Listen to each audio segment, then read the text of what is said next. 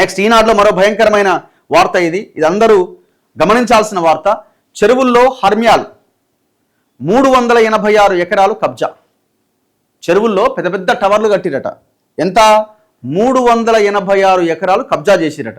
ఇది ఎక్కడనో మీరు అనుకునేరు, హైదరాబాద్లో ఉన్న ఒక ప్రాంతంలో మాత్రమే. వాటిలో భారీ ఎత్తున నిర్మాణాలు. TGRAC నివేదికలో కీలక అంశాలు. నిర్మాణాల విలువ 27,000 కోట్లట, 27,000 crores. ఇప్పటి వరకు స్పందించని హైడ్రా. స్పందించదు. ఎందుకు స్పందిస్తుంది? హైడ్రాకి రియల్ ఎస్టేట్ కంపెనీలకి చాలా దగ్గరి సంబంధం ఉంది. ముఖ్యమంత్రికి హైడ్రాకి రియల్ ఎస్టేట్ కంపెనీకి చాలా దగ్గరి సంబంధం ఉంది. ఈ చెరువుల విషయంలో చెరువుల్లో కట్టిన నిర్మాణాలన్నీ ఎవడు కడుతున్నాడు?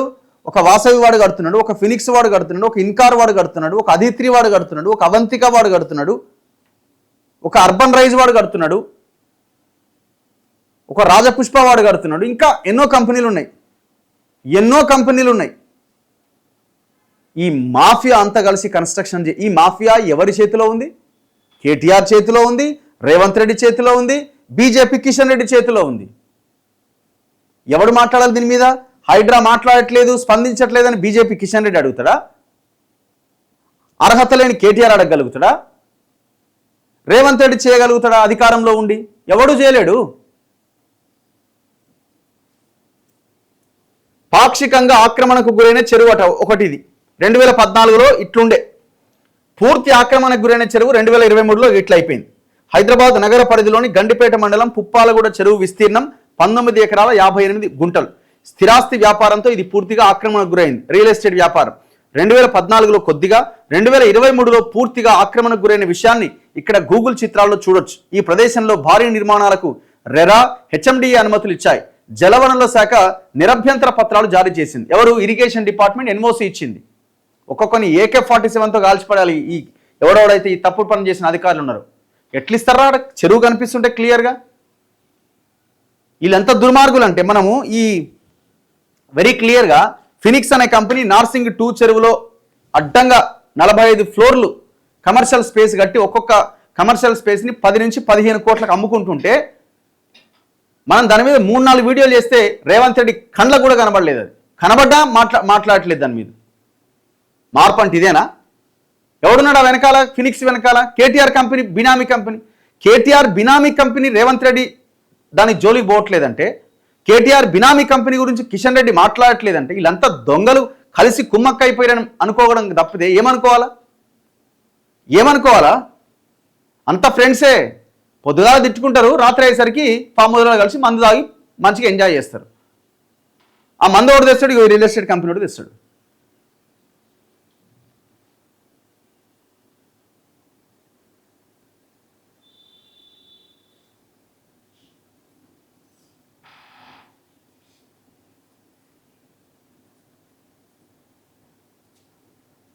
విషయం ఏంటంటే నేను ఎక్కువ ఎగ్జాంపుల్ కూడా ఏం చూపించాను మీకు. ఇప్పుడు ఈ పుప్పాలు కూడా అంటున్నారు కాబట్టి ఒక చిన్న ఎగ్జాంపుల్ చూపిస్తా.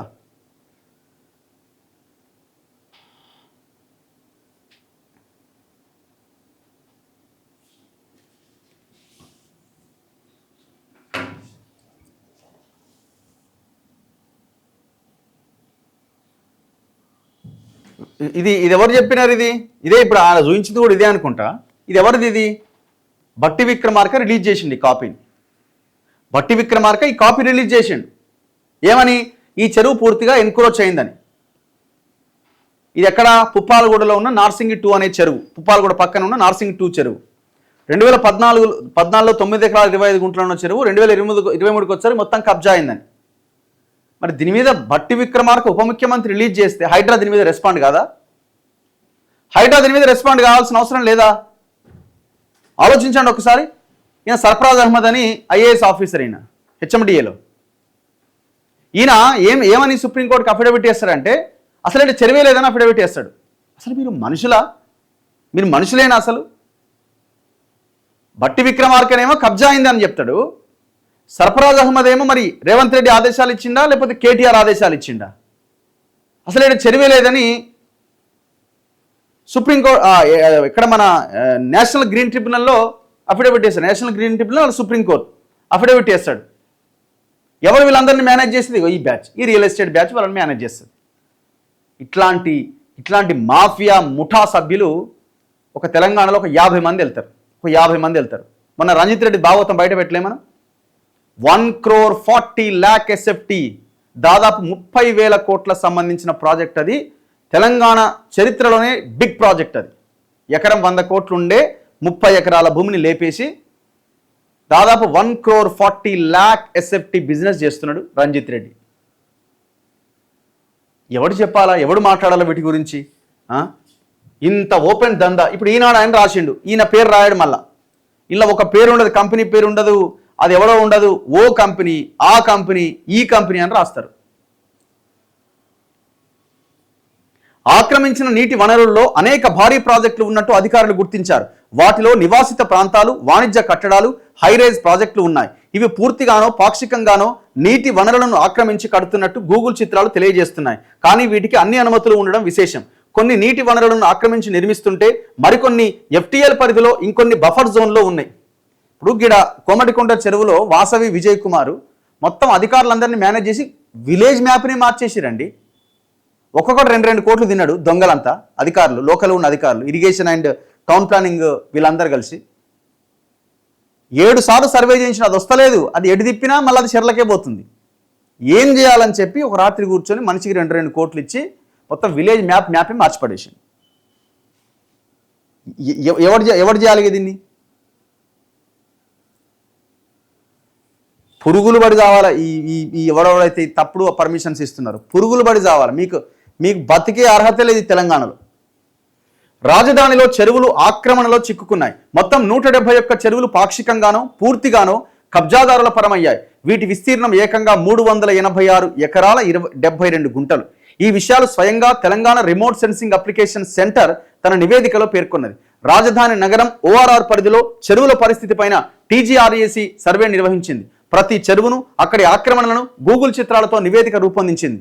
ప్రస్తుతం జలవనరులు అంటే చెరువు ఆస్తుల పరిరక్షణ లక్ష్యంగా ఏర్పాటైన హైడ్రా ఏ మేరకు వీటిని కాపాడుతుందనేది ప్రశ్నార్థకంగా మారింది. ఇంతవరకు నోటీసులు కూడా జారీ చేయలే. చెరువుల్లో చేపట్టిన ఈ నిర్మాణాల విలువ సుమారు 27,000 కోట్ల పైమాటే అని అంచనా. మరి ఎందుకు చేయరు ఈ పని? ప్రజలారా ఒక్కసారి ఆలోచించండి. ఇది చెయ్యరు. ఎన్నోగా 127 పాక్షికంగా మొత్తం 171 కనుమరుగయ్యాయని అధికారులు నివేదికలో పేర్కొన్నారు. గండిపేట మండలం పుప్పాలగూడలో నగరంలోనే అత్యంత ఎత్తైన నిర్మాణాలు జరుగుతున్నాయి. ఇక్కడ 1,050 కోట్ల అంచనాతో చేపట్టిన 59 అంతస్తుల నిర్మాణం FTL పరిధిలో ఉన్నది. వాడెవడో రాయరా ఆయన? వాడి పేరు రాయి. మియాపూర్ రామచంద్రాపురం కుంట సమీపంలో 1,005 కోట్ల ఖర్చుతో చెరువు భూముల్లోనే నిర్మాణాలు చేపట్టారు. పుప్పాలగూడలో 52 అంతస్తులతో నిర్మిస్తున్న అపార్ట్మెంట్లు చెరువు ఆక్రమణలోనివి అని అధికారులు నివేదికలో పేర్కొన్నారు. పుప్పాలగూడలో మూసాపేట్ సమీపంలో 28 అంతస్తుల భారీ నిర్మాణాలు, నెక్నాపూర్ చెంత అల్కాపూర్ టౌన్షిప్లో 11 అంతస్తుల నిర్మాణాలు, బండగూడ జాగిర్లో 2 టవర్లు చెరువుల భూములను ఆక్రమించి చేపట్టారు.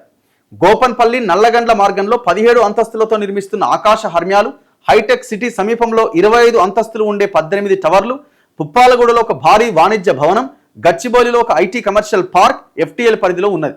ఇప్పటికే కొన్ని పూర్తయినాయి. వాణిజ్య భవనం విషయమై కొంతమంది సుప్రీంకోర్టుకు వెళ్లారు. ఫినిక్స్ వందే ఇది. ఫైనాన్షియల్ డిస్ట్రిక్ట్లో మరొకటి ఉన్నది. ఈ ప్రాజెక్టుల విషయం TGRAC నివేదించిన ఇంతవరకు హైడ్రా నోటీసులు ఇవ్వలే. వీటికి అన్ని రకాల అనుమతులు ఎలా వచ్చాయనేది ఇప్పుడు చర్చనీయాంశంగా మారింది. మీరు మనుషులైతే రెస్పాండ్ కండి. మేము అవినీతి అధికారులం, మేము పనిచేయమని అనుకుంటే రాజీనామా చేసి ఇంట్లో పండండి.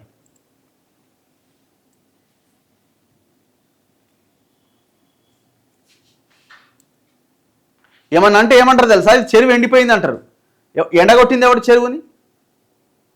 ఎంత అద్భుతం అంటే అక్కడ ఆ హిమాయత్ సాగర్ గండిపేట నుంచి ఒక అద్భుతమైన ఒక బుల్కాపూర్ అనేది ఒక నాలా ఉన్నది. ఎంత కిలోమీటర్ల కొద్దీ విస్తరించిన నాలాది. కేవలం ఇదంతా 2014 తర్వాత జరిగిన బీభత్సం, ఇది విధ్వంసమే. ఈ టోటల్ ఎపిసోడ్లో కల్ప్రిట్ కల్వకుంట్ల ఫ్యామిలీ. ఆ కల్వకుంట్ల ఫ్యామిలీని నేను లోపలేస్తా, డబుల్ బెడ్రూమ్ కట్టిస్తా అని తొడగొట్టి మీసం విప్పి ఆగమాగం చేసి అధికారంలోకి వచ్చిన రేవంత్ రెడ్డి ఇప్పుడు వాళ్ళతోని కొల్లుడు అయిపోయి ఉన్నాను నేను నిర్దిష్టమైన ఆరోపణ కాదు స్టేట్మెంటే ఇస్తున్నా. లేకపోతే ఒక్కదాని మీద యాక్షన్ ఉండదా? ఒక్కదాని మీద యాక్షన్ ఉండదా? మీరే అన్నారు కదా రియల్ ఎస్టేట్లో నేను ఆరితేరిపోయినా, నేను రియల్ ఎస్టేట్లో ఉన్న ముందు నుంచి నాకు ప్రతిదీ తెలుసు అని మీరు చాలా సందర్భాల్లో మాట్లాడారు కదా. మరి ఇక్కడ కనబడతలేదా మీ రియల్ ఎస్టేట్ పాఠం ఏం చెప్తున్నది మీకు? నాకు నిన్న ఒకరు ఫోన్ చేసిరు, వట్టినాగులపల్లిలో 3,000 మంది ప్లాట్ ఓనర్స్ని నరకం చూపెడుతున్నారట. ఇక అందులో పేర్లు చూస్తే బిగ్ షాట్స్ ఉన్నారు మొత్తం. ఇంకా ఆశ్చర్యం వ్యక్తం చేసేది ఏంటంటే జడ్జిలు కూడా అందులో భూములు కొన్నారు. మరి వాళ్ళ బాధితులు ఏం చెప్తారంటే కోర్టులో జడ్జిలను మేనేజ్ చేసినందుకు గాను, వాళ్ళు మేనేజ్ అయినందుకు గాను వాళ్ళకి అక్కడ భూమి ఇచ్చారని బాధితులు ఆరోపించి ఫోన్ చేస్తున్నారు. వట్టినాగులపల్లిలో సర్వే నెంబర్ 131 ఈ ఏరియాల్లో.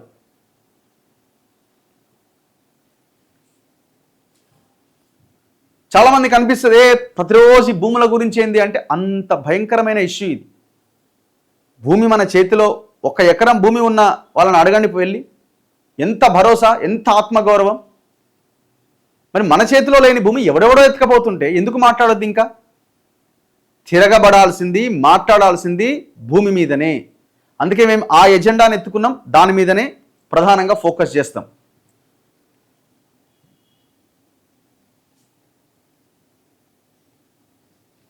చలో పబ్లిక్ ఒపీనియన్.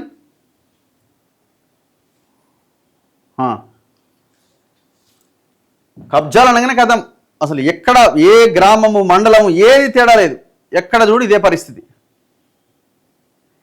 ఈ భూములన్నీ వాపసు తీసుకుంటే ఎంతమంది పేద ప్రజలకు ఇండ్లు కట్టి న్యాయం చేయవచ్చో ఆలోచించండి. ప్రభుత్వాలకు చిత్తశుద్ధి లేదు. అసలు ఆ ప్రభుత్వాల్లో ఉన్న నాయకులే కదా దొంగలంతా.